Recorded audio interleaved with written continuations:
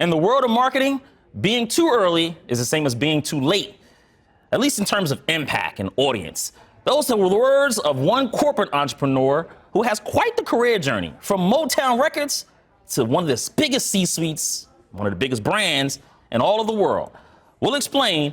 You're in the Enterprise Zone at the Nasdaq.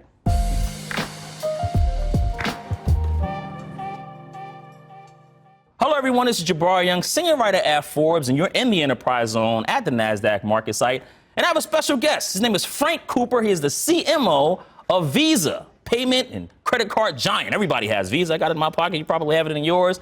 Had a future or past career at BlackRock, also at Pepsi. Frank, I'm all over the place, man. You're making me a little nervous, man. Welcome to the Nasdaq, man. Appreciate you coming. So good to see you, Jordan. Yeah, thanks for having me. Absolutely, Frank. Thanks a lot, man. Listen, I have to ask you, your first time at the MarketSite, right? So we're here. You got to give me a stop. What has worked well for Frank Cooper all these years? Don't say Visa either. You can't say Visa. I won't say Visa, and I'm actually not going to pick a stock. So one thing I learned at BlackRock is that, and it's probably one of the best advice I got from Larry Fink, is don't try to play the market if you're not a professional doing it every single day. Play the entire market. And so I'm an ETF person. Yeah, you know, and index so, funds. Yeah, so exchange traded funds, is where I would play. And but if I had looked at any individual stocks, I love things that are used every day. Yep.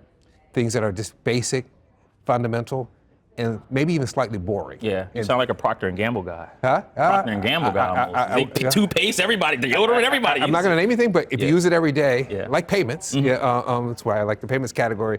To me, that's, through the ups and downs, people find a way to kind of maintain those everyday habits and their everyday routines and rituals. And so I like investing in those spaces. Yeah, I'm getting more into the ETF as well. You sound like our chairman, Steve Forbes, asking the same question as he says, index funds, ETFs. And so I'm leaning more into them as well. I sold some stock. I'm like, let me get out of this and go more index funds. If you have a long-term view, you can sit back and then enjoy the ride, because long-term, you know how it's going to play Absolutely. out. Through all the dips and all the rises, the trajectory is still going to be upward if you're playing the entire market. Yeah. Well, how's your crypto portfolio? I was listening to a podcast you did a few years ago, and I know you wanted to dabble in it a little bit. Did you kind of It's weak. My crypto is weak, and probably because I have the pain of not going in early on Bitcoin. Because I could have come in really, really early at a very low price. Had people who were really connected to that area back in, I guess it was 2015, around that area, and I didn't do it. And so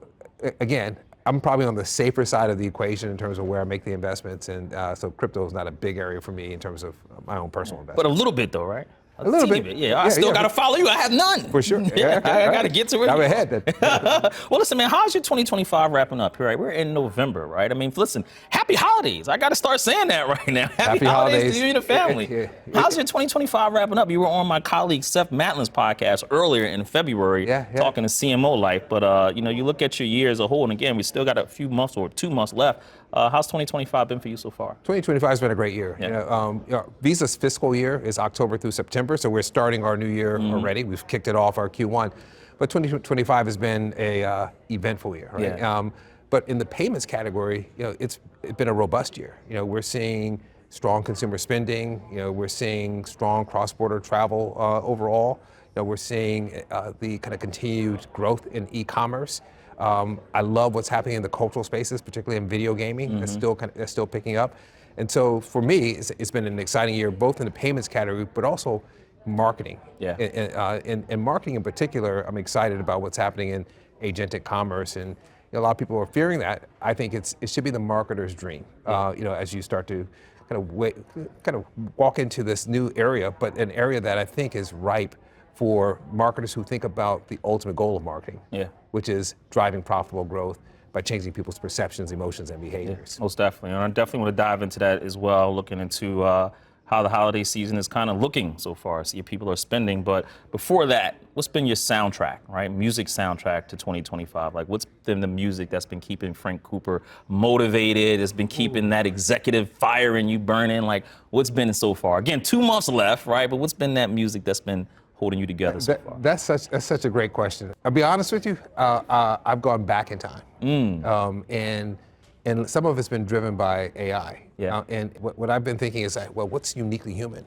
Well, playing live music, playing live instruments, being physically proximate to other people. So I've gone back. I've been looking at soul music in particular, not R&B, soul music, and I think that the idea of live instrumentation, so from like the Teddy Pendergrass to Luther Vandross, but I'm bringing it forward too, and looking at a Daniel Caesar and seeing how Daniel Caesar is developing. So live instrumentation, real musicianship, I think that is going to explode. It's uniquely human, and AI can inform it, but you can't replace that idea of even the imperfections that happen in it. You can't replace that, and so that's been my motivating thing, and it's something for me is special about live music. So I've tried to see as much live music as possible. I listen to music that's been recorded with real instrumentation. That's where my head's been in 2025. Yeah. It's funny you say Teddy Pendergrass. Obviously, again, we talked. I'm from Philly, but just the other day, I was listening to my podcast, my iPod, and it was on shuffle. And Harold Melvin and the Blue Notes, I Miss You came on. That's right. And I mean, the instrumentation there, the way, That's right. man, you want to talk about soul music? Yeah. I mean, Teddy took you on home until the last part where he wanted to get his woman back. I mean, listen, that you taking me off. I thought you were going to say Prince, because, Prince is your favorite NFL Super Bowl halftime show. It is. Raining, so I'm thinking like, man, he's going to say Prince. It just sounds. I love Prince, and Prince plays played live instruments. But Miss You, Harold Melvin and the Blue Notes. Who in the beginning of any song today can just start it with just a yell? Oh my God. That's what it is. It's not. He's not saying any word. It's just soul. Man, I'm getting like, man, I want to play it right now, man. What are we talking, there man? You go. You walk into a fifth grade class and somebody says, one of the students raise their hand and says, well, what is it that you do, Mr. Cooper? Remember, you talking to a fifth grade class. What do you tell them that you do for a living? I tell them that, look, I create words, images, sound that motivate you to buy things. And I can do it across any screen, or any speaker that you have access to. Yeah. And so, and the way in which we do it changes over time, but the heart of it is story. So if you can tell a great story across these different screens, across these different places of interaction, and that story can be visual, or it can be by words. That's what marketing is. Yeah. That's what we do. Yeah, storytelling, you'll always have an audience. Everybody loves a good story. They love a good movie. They love something that's going to fascinate them. That hasn't changed, right? It hasn't changed. I mean, it's been the primary way of creating meaning for people over the years. The way you tell stories has changed, but the fact that you're telling a story is still at the heart of it. Yeah, I love that. I love it. Well, listen, man, we jump into some important news, and you tell me the story, because your league deal with the NFL expires in March 2026, and the news has been made that you guys are pivoting away from the bigger league contract and focusing on teams and creators. It's so funny, that deal dates back to 1995 when Visa took over the official payment card of the NFL from American Express, right? And now American Express is saying, give it back to me, in a deal which is reportedly worth over $900 million. But take me inside of the pivot, because I covered sports business for a number of years, and I'm always interested into when brands, bigger brands, when they leave the league partnership and then they go over to do more things, right? NBA, NBC, classic example from a media side, right? That's right. But they always find their way back. Again, American Express taking back over. But take me inside of the pivot. What do you see? Because somebody as a legendary as yourself, Frank, you don't just do these moves like pivoting away from the NFL league deal. Yeah, look, I mean, we love the NFL. Yeah. We think they have great leadership. It is live sports in general. It's one of the most powerful platforms out there for any advertiser, because you have a large audience of simultaneous viewers. Hard to find that in today's world. People are really engaged. They pay more attention to the advertising. We love the NFL. NFL is a great thing. The pivot we made was that we looked at, from a fan perspective, what do they care about the most? And so in our analysis, we think they care first and foremost about the team. Secondly, about the players or the celebrities around the game. And so we basically said at a certain price point for us, when we look at the opportunity cost of investing in teams and investing in players and other influencers, we thought it was better for Visa in our strategy to not pay the rights fees and to invest it more in teams, players, partnerships, media. And so what you hopefully will see is that you'll see us go deeper into American football. We'll go deeper with more teams. We'll go deeper with more players. You'll see new partnerships. We'll spend as much or even more in media. And so while we won't have the deal for the Shield, for the NFL Shield, we will be deep in NFL play, and you'll see that. We think that for us, that was the right strategy and the right investment approach. Yeah. Why now? Because again, all these years you did have the Shield, and that partnership grants you exclusive rights, logos, name, colors, anything NFL, all the advertising promotions. You get the Super Bowl, so you get the prime time events. And so again, pivoting away from that, why now? What do you see from a marketing trend standpoint? Because bigger brands are doing it all the time, right? Yeah. I mean, they're leaving the legacy media, they're leaving maybe the bigger league partnerships, and they're going more with creators, going more with players. Well, what are you seeing that, everybody at Visa felt comfortable to make this move? Well, look, I mean, I think every company, including Visa, you have to make a decision about what's your threshold for making these payments. You're looking at inflation on these properties. Big sports properties are about an 8.5% CAGR every year of increase, right? So at a certain point, you just have to take that increase and put it right beside your strategy and tactics, but also the other alternatives that you have. And so for us, we thought that a better approach for us at a certain price point was to go down this alternate path, but also it opens up additional opportunities for us to play deeper in other spaces, whether that's video gaming or music or creators and the creator platform in general. And so for us, we just looked at a certain price point, we thought the alternatives were better for Visa.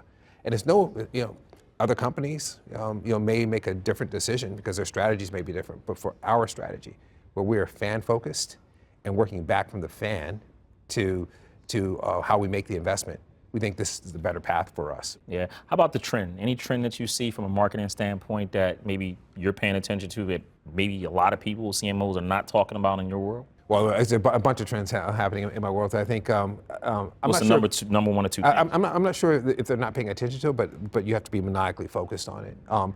The number one is the one that everyone's talking about, and that is using AI.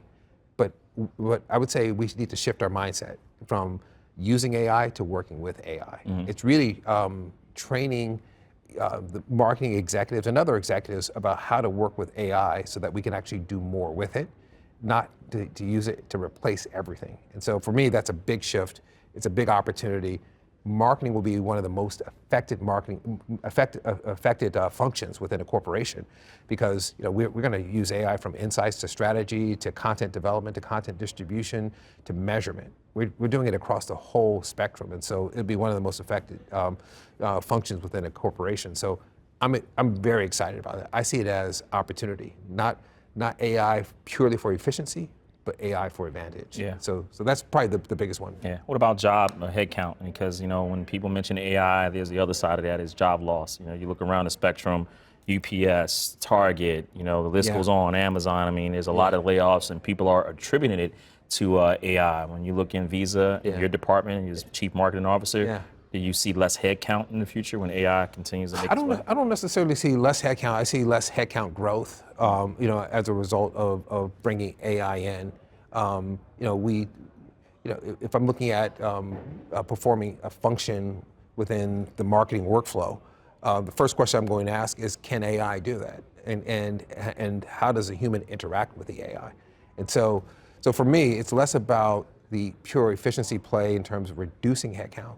It's more about, can I take the existing headcount I have and deliver exponentially more? Yeah. And so that, to me, is the opportunity that we're pursuing and the angle in which we're approaching it. Yeah, well, stay here for a minute. I want to shift right back to sports before getting to other things, but your favorite AI app, the one that you see daily? ChatGPT 5 is probably the one I use the most, but Gemini is in your life no matter what. So if you're going on a search right now, even the basic search now, you're getting the top answers coming from Gemini. If you click below, you hit AI mode, you're going deeper into Gemini. So those are the two that I use the most. The one I'm trying to explore is Sora, which is basically full-on content development. Yeah. It's both scary and fascinating at the same time. Yeah. But that's the one I really want to. I get Google Notebook, man. Google Notebook is phenomenal. Someone actually sent me a link to that the other day, and it was explaining like, you got to go on this, you got to use this more often. You have to. That's my favorite AI app right now. Yeah. Google Notebook. I'm always in it. Okay. Hey, listen. When I say these leagues, standing on the sports front for a minute. Yeah. You tell me the first thing that comes to mind, because again, NFL we know is king in this country. But when you look at other leagues, and maybe how Visa looks at them from a partnership standpoint. You tell me the first word that comes to mind, and I'll start with Major League Baseball, them just coming off their World Series. First thing that comes to mind for me is resurgence. Resurgence. Yeah, because Major League Baseball, and you know this better than me, if you go back, I don't know, 10 years or so, people were wondering, like, is Major League Baseball going to make it? Is it going to grow? Will they connect with the next generation? And they made some changes to the game, sped it up a bit, and it feels more vibrant than it's ever felt. And anyone who watched this last World Series, I mean, that's a classic. That was fun. And if I'm up at 3 a.m. I know. on the East Coast, Yes. we were probably up together watching it. That was you screaming? Exactly. It was amazing. And the last game and watching Yamamoto and seeing it actually have more of a kind of a global kind of a context to for me. Major League Baseball, to me, resurgence, and I love seeing that momentum. Yeah, I love it. And we're sitting in history, 15 years, 20 years on the road. We will say that Shohei Ohtani is the best MLB player. 100%. I mean, this is like our era. We were always living off the Babe Ruth stuff, but now we can say, no. Yeah. He was good. But this guy right here? Yeah. And we can say, and we saw it. That's right. Because seeing it, it's like someone can report it to you, but when you see it, you see, like, he just pitched 6 innings. And he just got up there and just like knocked 3 home runs out of the park. How's that happen? It doesn't. It's what I'm saying. We're witnessing greatness. How about the NHL? First thing I think about NHL is small but fervent base. Small but fervent. If you're going and compared to, say, FIFA, compared to NFL, even compared to MLB, the fan base in aggregate numbers from an advertiser is not that big. But what's great is talk about engaged fans. Deeply engaged fans. Yeah. I mean, they have a cult fan base following. I mean, I'm from Philly again, so the Flyers games all the time. They can be losing, but people still pack it out. So, that's right. I love. My daughter actually loves going to more hockey games than baseball games. I don't know why. It's just so funny. It's a great sport. It is. Like it really is. Yeah. It really is. It's just so cold in the arena. WNBA, a league that's on the rise, ready to add some expansion teams, and only looks at the trajectories going up. So, the word for me on WNBA is renaissance. Renaissance. Yeah, because it's. And it's not one player. I know there's a lot of focus on one player. It's been brewing for a while. I think women's sports in general, people are appreciating the athleticism. They're appreciating the talent. They're appreciating the dedication that's going in women's sports in general. But WNBA is leading that whole effort. And what makes these things work, and Jabari, you know this better than anyone else, is you have to have there's power in enemies. Yes. Right? So you have to have this kind of competition. Where people are rooting for one side versus the other, and we're starting to see that. And so when you see Caitlin or Angel Reese, rivalries, and these rivalries is what gives fuel to it. And so I feel like that has not existed in the WNBA for a long time, but now it's here. But equally important, I think people appreciate the play for what it is. Instead of asking, how does it compare to any other sport or the NBA itself, they're looking at the play within WNBA and appreciating the talent and the athleticism within it. You mentioned women's sports, so I'm sure that probably goes for the NWSL as well, another league that seems to be continuing to gain momentum every single year. Look, Visa has been in women's football for over 20 years. We've invested in it, we believe in it, and it's growing at a rate that even I could not have predicted. Yeah. But again, it's similar to WNBA, but I think even more accepted in terms of people appreciate the play. That's right. They see the talent, and now players are rising up as stars that get appreciated across the entire football, global football kind of fan base. And so, I'm most excited about that. And we have several players on Team Visa that, and we have some we're about to sign up. Women in football, to me, is the future, and I'm excited about it. Do you look at maybe shifting visas? I mean, listen, the NFL is a very expensive partnership to have because they draw the big ratings, right? We know this. But do you shift some of those dollars and says, you know what, we can start leaning more into WNBA, into the NWSL, because I'm sure that those packages are smaller, but the impact seems to be there, the growth seems to be there. I won't say we're shifting on the money. I'll say we are committed to investing more in women's sports. We've been in it for a long time, but we're investing more. Even when we get to the Olympics, for example, we have parity, gender parity, in terms of Team Visa. We had about 147 Team Visa athletes, 50% women, 50% men, and so we're going to go heavier and heavier against women's sports, not just because it's less expensive. I just think that if I look at the cultural momentum behind it, I look at the stars who are rising up and the impact that they can have both within culture and commerce. There's this under-leveraged opportunity that exists within women's sports. Yeah, I'll save this one. I wanted to save it for last because they're going through a very dark time right now. But the NBA, how does a big advertiser like Visa, you're the chief marketing officer, look at the NBA where you have betting scandal going on, you have allegations of ownership cheating? How do you look at that league now, being as though they're in this very, very interesting period, and you have their older stars, LeBron's, ready to phase out? Yeah. Brand new stars there, right? Victor Wembanyama in San Antonio, great stars there, but they're going through a very, very interesting time right now. How do you look at a league like the NBA? Well, look, I mean, first I look at the leadership, and if I look at Adam Silver and the crises that he's navigated, during his time as commissioner, I have a lot of confidence in that. And so it's another crisis. It has to be addressed. I have confidence that Adam Silver will address it. Mark Tatum, the deputy commissioner, will address it. And so leadership to me is the first and foremost, the most important thing.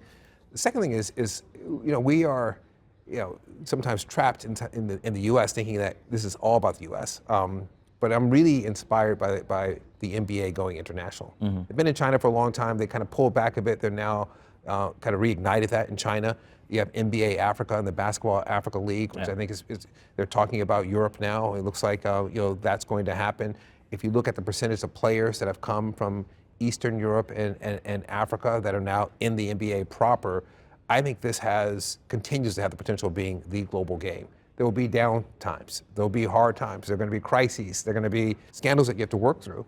But I have confidence that leadership can work through it. And so for me, I have no hesitation at all about any kind of potential partnership with the NBA. Yeah.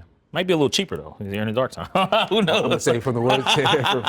What's it like being a CMO? I mean, you hear about the title all the time. The biggest misconception I think most people have, whether they're in the C-suite or whether they're just a consumer about marketing, is that it's all about advertising. Yeah. The first thing that people will go to is that it's either advertising or social media, and that you're here to create the sizzle. Mm-hmm. Make things hot, make things interesting, and that's part of the job. But what you just said is the most important part of it. The ultimate goal is to drive profitable growth. If we're not driving profitable growth, it doesn't matter. Yeah. And so, and the only question is, how do you do it? And that's changed over time. But you're changing people's perceptions. You're trying to connect to their kind of have some emotional resonance with them. But most importantly, you're trying to change their behavior. And so that to me is the key to it. Well, how does Visa change consumer behavior? Like if somebody's on one payment and you want them to switch over to Visa, like how do you guys change consumer behavior? Sometimes it's at the very beginning. So you want to load something into a digital wallet, you want that to be a Visa credential. Because once you load it in, it can become your default payment. You want that to become a Visa credential. You want to travel across borders. One of the fastest growing segments in cross-border travel is female solo travel. And so, traveling alone, you want to have the confidence that this card will be accepted. And I don't know of a card that's more accepted than Visa. Yeah. Traveling alone, you want to make sure that if you had any problems, it will get taken care of. And so having that trust is really important. And so sometimes reminding people about the foundational aspects of Visa, which is acceptance and security, but also reminding them that the brand is with them. And it's not just about this notion of everywhere you want to be in the sense of travel. It's like today, most people, when they think about the transactions, they're also thinking about what that says about them, and what they can become and the potential that they have.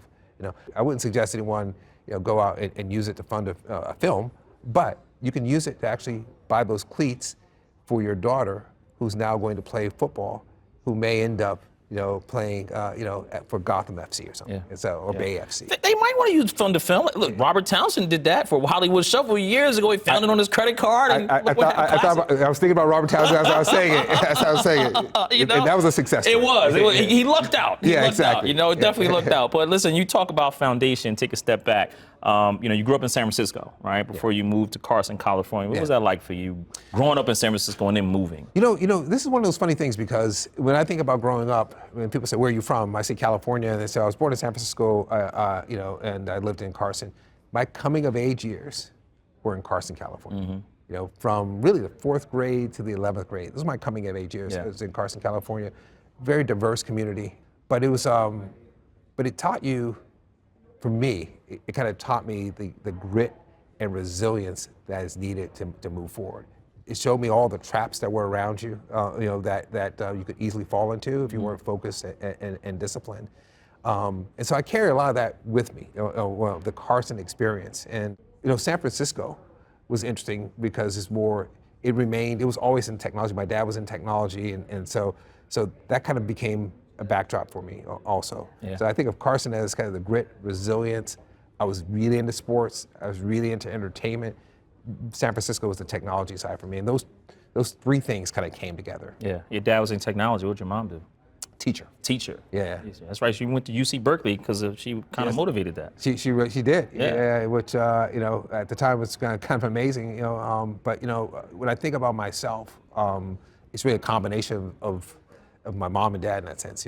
He was more of a inventor, technologist. She's more of a teacher, and I feel like half of what I do is about teaching. Half of what we do, I think, as marketers, is about helping people understand. Half of what I do inside the company is to try to become more of a translation layer between marketing and our business partners within the company, so that they understand kind of what we're doing and why we're doing it and what business outcomes they have. And then the technology piece, to me, has always been important, not because of the technology itself, but what it can actually do for us, That's right. what it can do for people. And so I always work back from the technology to kind of what are we really trying to get people to do, and how does that open up new opportunities for them and unlock potential? Yeah. Before you fell in love with marketing, though, like, what's that Frank Cooper like on a Saturday in the 5th grade watching cartoons? Like, what was your favorite cartoon like on a Saturday in cartoon? Woody Woodpecker? No. So I love kung fu movies. Kung fu movies. So you would sit there and kind of like look at the ones with the subtitles and all that? Subtitles where lip syncing was like completely off from the actual overdubs. Those are the best kung fu movies. Those are the best kung fu movies. Yes. I loved kung fu movies, and then when Bruce Lee came out, I was in the theater watching back to back, probably 3 times in a row, whether it was Chinese Connection, Fist of Fury. So I love that. I loved it in part because I love the underdog story. That's right. Because a lot of them were about it's about the underdog. It's about someone who traditionally was not considered to have the power, quiet, humble, but then ultimately kind of transcended all that and became the one who actually succeeded. And so I love that story of the it's not even the underdog, is the people who are not perceived as the ones who are going to win, but who have it in them, and you can see that get unlocked, both by their own courage, but also the confidence that others have in them and their ability to kind of just step into the arena and perform. Yeah, I love that. Were you an underdog? Because was it true you played basketball against Darryl Strawberry in high school? Yeah, so wow, so were you an underdog then? I didn't consider myself an underdog. I was like, I'm the one. You took it to him then. You I'm took the it to one. him. No, so Darryl was, he was a stronger baseball player, but he was strong. Yeah. Right? And so, and he was a Crenshaw. Where he was playing. Crenshaw was a good basketball team. They weren't the best, and so I wasn't afraid of that at all. For me, the pivotal moment was playing against Kevin Johnson when I went to Berkeley. And for me, that actually was a clarifying moment because I could see the distinction between those who are going to, you can see that person's going to go pro because, the lift off on a jump shot, the speed at which they're actually cutting through the lane, the control, that they have of their body through it. But also, the most important thing was the dedication they had to actually becoming the best. That's right. Just being focused on getting better and better and better. And for me, it was one of the lessons I learned, which is, if you're going to do it and you want to be, and you have a choice, you can be average or good, or great. But if you want to be great, it requires dedication and focus, and you got to put it in. There's no substitute for putting it in. And talent is never going to outweigh someone who's actually putting it in every single day, getting better. Yeah, I love that. And again, you go to UC Berkeley, degree in business administration in Harvard Law School. But who was Frank Cooper coming out of college? And I only ask because, you have a lot of college graduates nowadays, it's hard for them to find jobs. Yeah. It's hard for them to get in the door. When I came out of college, I felt like going to law school was a safe path. Why? Because it's like, as a lawyer, I can always work. I can work at a law firm, or I can hang up a shingle myself. I will always be able to work. And I will always have power because I have knowledge about how the law works, right? And so I got there, I thought I was going to teach constitutional law. That's what I thought I was going to do. And I was really fortunate because I had someone who basically told me, scrap everything you've been thinking about. You have these preconceived notions of the boxes that you can fit into. He says, you got to do the internal work first, which is think about the thing that actually energizes you, gives you passion, combine that with your talent, and then start looking at work you can get paid for. And that was the big pivot for me, because once I did that, I said, I've always loved entertainment. I believe the contribution that entertainment, music in particular, can make to the world. And I've seen it, I was very fortunate to see it at Motown and see it at Def Jam also. The contribution that it can make to the world was significant. And so I made that shift. But there's a second thing that happened that really was probably the most pivotal thing for me in my entire career. I realized that in order for me to really get to the heights, at least my perception of getting to the top, I needed to be in an environment or an industry where there's fundamental change happening. And it just so happened that change was starting to spread rapidly, kind of Ray Kurzweil's idea of exponential change, that became not just in technology, it spread everywhere. But I was looking for where's change happening, and can I find a leadership team that wants to lead that change? And I felt like in that environment, I could thrive, because if there's a leadership team that perceives that you're in a world of incremental change, they're like, we got this, we know this. In fact, we know how it's going to proceed, I can map it out. And they tend to go with the familiar, and the familiar doesn't include people who are new, who are from the outside, who are not similar to those who are already in the seat. And so I looked for change, and I embraced the change, and I knew that in order to be successful in change, you had to do a couple of things. You had to be a continuous learner, and you had to be able to adapt as new information came in. And so that's what I've done across all the industries, whether it was technology, whether it was entertainment, and now financial services. Yeah, well, switch to the entertainment side, because again, in looking at your background, Frank, I mean, entertainment lawyer at Motown, right? I mean, you have such this great career and journey, and probably learned so much. A marketing wizard, I think, again, Motown, then you go to Def Jam as Senior Vice President of Business Affairs, AOL, BuzzFeed, again, Pepsi, BlackRock, and now here at Visa. But a part of that journey, I realized that you were also the co-founder of Urban Box Network, right? UBO.net, online media company founded in 1998. And I'm thinking, man, this guy was like ahead of the curve when it came down to media companies online, right? How did you pitch investors back in the 90s for an online media company? Like, what was your pitch to investors in Landmark? It was such an insane time, because it was a time where if you came to an investor and you said, I have a plan for profitable growth in the next 2 years, here's a very tight strategy, you would get $0. What people were looking for at that time, in 97, 98, they were looking for, have you identified a market, some landscape that you could actually dominate over time and take a large percentage of that that total accessible market. If you weren't talking that language, you were going to lose. So we identified, hey, there's a market out here. And this is really the lesson of Motown and Def Jam combined, which is there's a market that transcends race, gender, geography, ethnicity. And that market is what people are calling urban. Some people historically have thought of it as a black audience. We're like, it's not that. There are these cultural values and perspectives that people have, and rituals and symbols that bind them together. And so that was the idea, was that when you look at it through that lens, all of a sudden the size of that market, the spending power of that market was substantial. Yeah. So that was the pitch at the time. Yeah, I love it, man. And then something happened though, and go back to February 2000 when your partner, George Jackson, died. Yeah. You just got finished raising millions of dollars from private equity groups. Clarence Avant, one of your investors, God bless his life. But George Jackson, for people who don't know, and I even realized this because it's not like I looked at all of the credits on the back there. I was just looking like who was on the front of the poster. Yeah. And you talk about a producer for Jason's Lyric, New Jack City, House Party 2 and 3. And then one of my favorites was Disorderlies with the Fat Boys, right? I mean, George Jackson was just like this ultimate producer, and he was your partner, and then he died. Where are you at mentally when this happens to you? You're an entrepreneur, you're starting, and then one of your main partners dies. How does Frank Cooper adjust at that point? What happened? For me, that was the beginning of the end, because George was not just a partner, he was a really, really, really close friend. And both of us were close to Clarence Avant. And so Clarence Avant was the glue. He was George's mentor, he was my mentor. even throughout the time I was in the music industry, Clarence is the one kind of helping guide me, through different parts of it.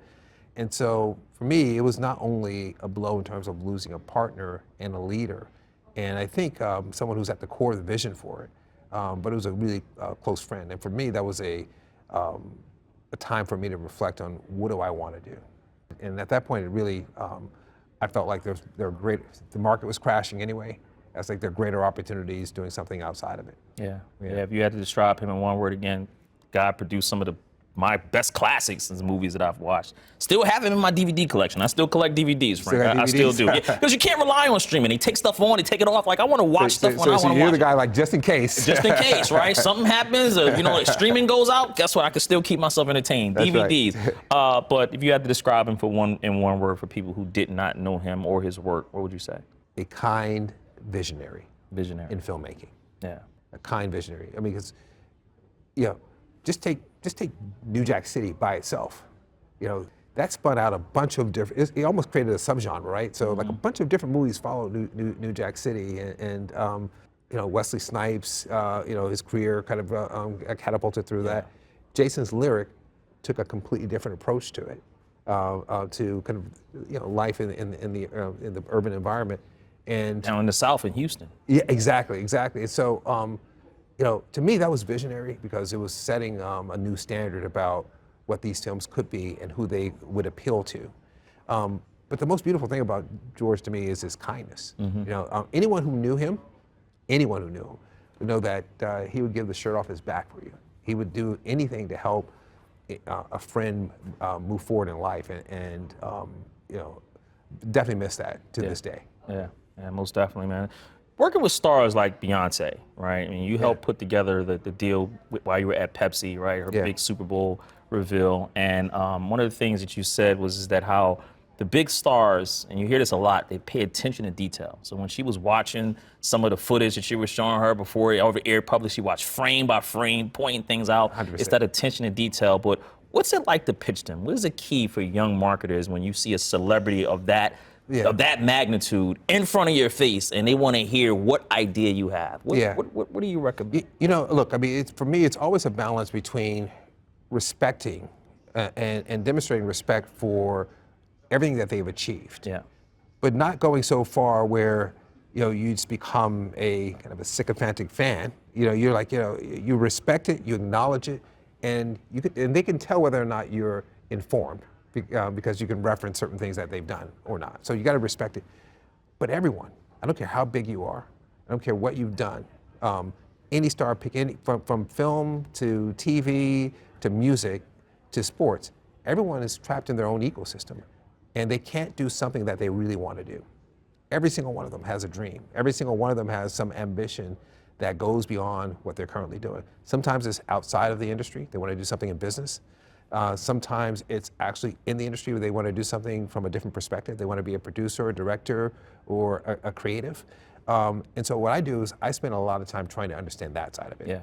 What do you want to do that we can do together that neither one of us can do alone? And so I put a lot of energy into that, and that opens up a new conversation and a new level of respect for each other. Because anything else for them is transactional. And so it's like, oh, you want me to show up? You want me to perform?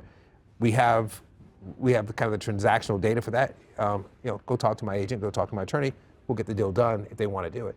But this is a different conversation. This is now a relationship, a partnership based on an ambition that they have. And so that's the thing that I've always, I've been fairly good at, is getting to understand that part of it. And once you get there, and if you deliver, the level of trust just increases exponentially. Yeah, it's almost like what you have referenced, which Clarence Avon was so good at, solving people's problems, right? We all come to people, we all have our problems, we all want people to help, we want a job, can you give me this, can you give me a loan? But get good at solving other people's problems, and you'll have a network that embraces you. 100%. 100%. Yeah. Solving people's problems. I love that. Yeah.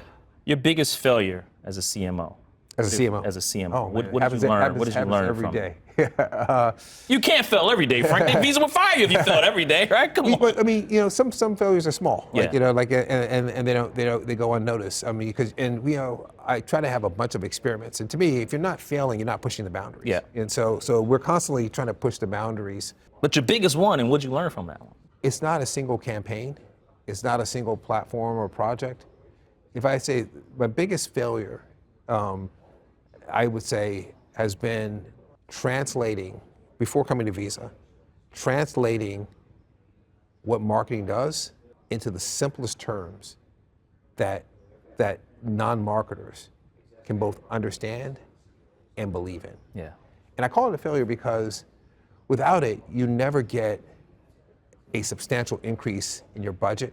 You never get the full satisfaction from the C-suite that they understand what you delivered.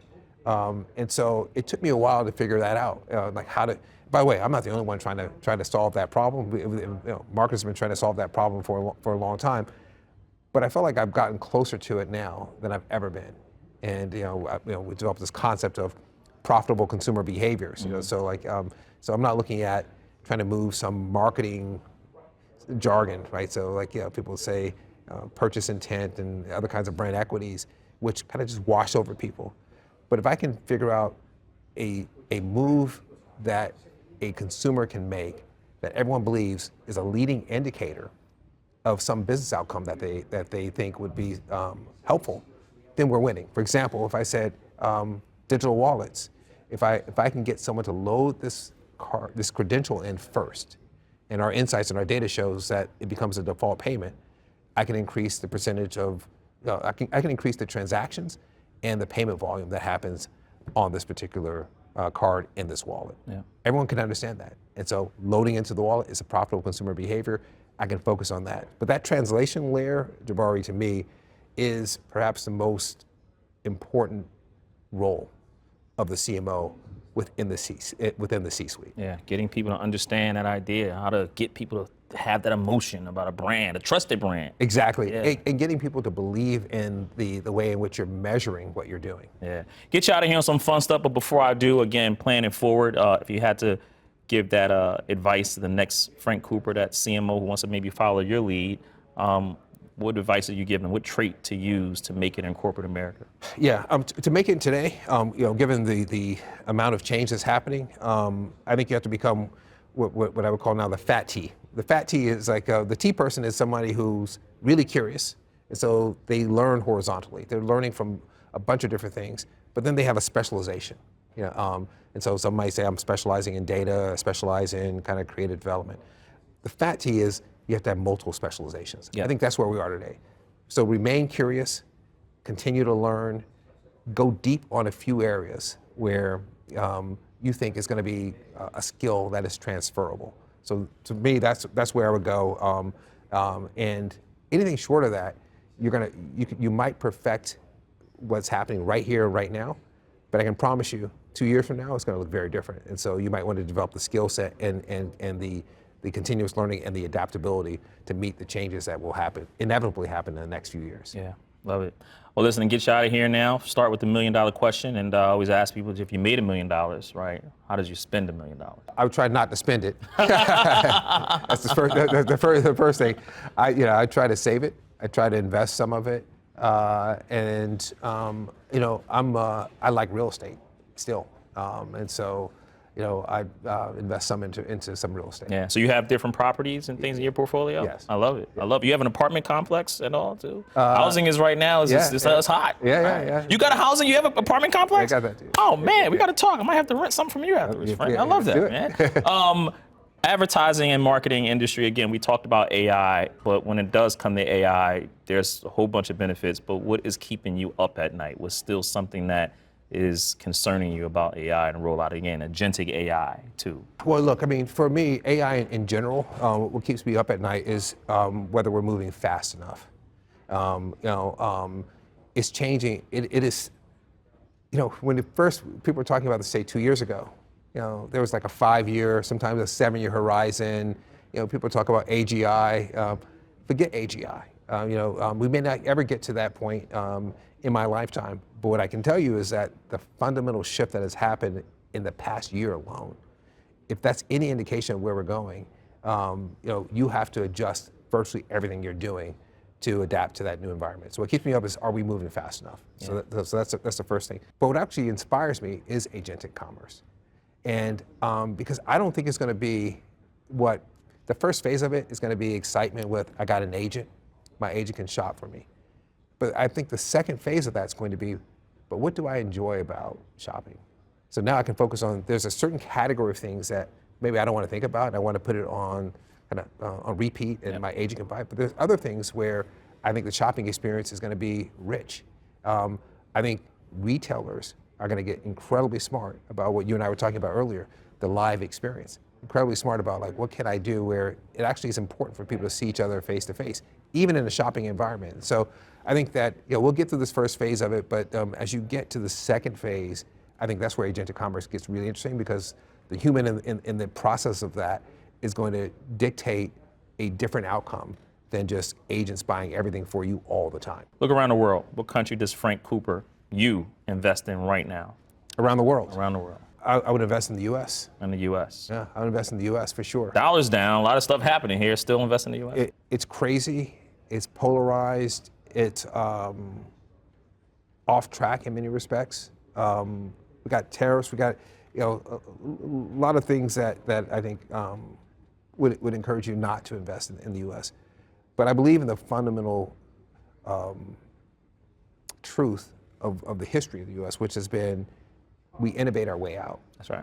And so if the U.S. and U.S. business kind of falls back into that pattern, that historical pattern of innovation and competing, I think the U.S. is going to be in a really good place, and it's a great place to invest. Yeah. 3 books that inspire Frank Cooper to perform or do your best or motivate you, right? And since we're talking CMO marketing, right, I would love 3 marketing books, right, that marketers should look out for. It's the holiday season, so they may want to pick some up for gifts themselves, looking into 2026. How can they get better as a marketer? How can they be Frank Cooper? Give me 3 books. So number one, don't just look at marketing books, because marketing is all the things that changes people's perception, emotions, and behaviors. So that's first one. But if you're going to pick a marketing book, one that I loved was This Is Marketing by Seth Godin. Okay. And I thought that was a great book. For AI, which I think everyone should do, I like Co-Intelligence by Ethan Malik. Okay. I think that was a fantastic book. And beyond that, for me, I'd go much broader. And I'd probably go with a book called Empathy. Empathy. By Rifkin. Okay. And actually, let me change that. Okay. I'm going to change that. Give us 4. There's holiday season. We'll get a extra bonus. Well, by Rifkin, it's a great book, but it shows that that's kind of the core of humanity, is being able to understand each other and put yourselves in someone else's shoes. We go off track many times, but we always come back to that center of gravity. And for marketers, it's important for them to understand that. And the last one is by a professor out of Harvard Business School, Ranjay Gulati. Mm-hmm. And he has a book called How to Be Bold. How to Be Bold. And it's the science of courage. And I feel like we're in a period of time right now where having the ability to move forward, despite the fear that some may have, is really important. And so, I think that's a great book for everyone, but marketers in particular. Yeah, I love it. I'm putting them on my list now, giving out Uncle wants books all the time. And a lot of people read books, and a lot of people want them as gifts too. I know. So I love it. I love a book. So yes. I'll send you one, send me one. And my home, most definitely, man. Well, listen, I get you out of here on my favorite book, right? Jim Collins' Good to Great. Love that book. Fantastic. What's the difference between a good CMO and a great one? Look, I mean, a good CMO has all the techniques and knowledge that a CMO should have, but they're data driven. They understand how to tell stories. They understand how to synthesize large sets of information. They have taste, because you have to produce things that people actually see and want to see. Yeah. But a great CMO, a great CMO knows it's not about you. Mm-hmm. Great CMO knows that it's going to be the talent that you build on your team, and the way they complement each other, that's actually going to deliver what you need going forward. And so it's the most, it's kind of, I feel like I'm telling that scene from Doctor Strange. Yeah. Where the Agent One says, "It's not about you." It's not about you, and I think that's the most important thing. Yeah, love it. if you fail, it's nothing more than a learning experience. Take that and use it to your benefit. That's something that you said. You learned that from Clarence Avant. Always a fan of his fearlessness, that you always say. So I wanted to leave that quote out there because, so you failed in your career, entrepreneur phase failed, but you still use it to your benefit. And this is why you're a CMO at Visa, biggest brand in the world. Man. Thank you so much. I love it. Yeah. Frank Cooper here at the Nasdaq MarketSite. Got to come back, talk marketing. I'm sure a lot of stuff's ready to happen in 2026. All these trends are different, and I want to see what you do with all that money that you're saving from the NFL. Right? Right. Got to come back. Thank you so much. Appreciate the time, Frank. Thank you, man, and all the wisdom. And again, have a phenomenal holiday season coming up. Jabari, thank you. Absolutely. Great to be here with you. Frank Cooper here at the Nasdaq MarketSite, the Enterprise Zone. Thank you for watching. Thank you for listening.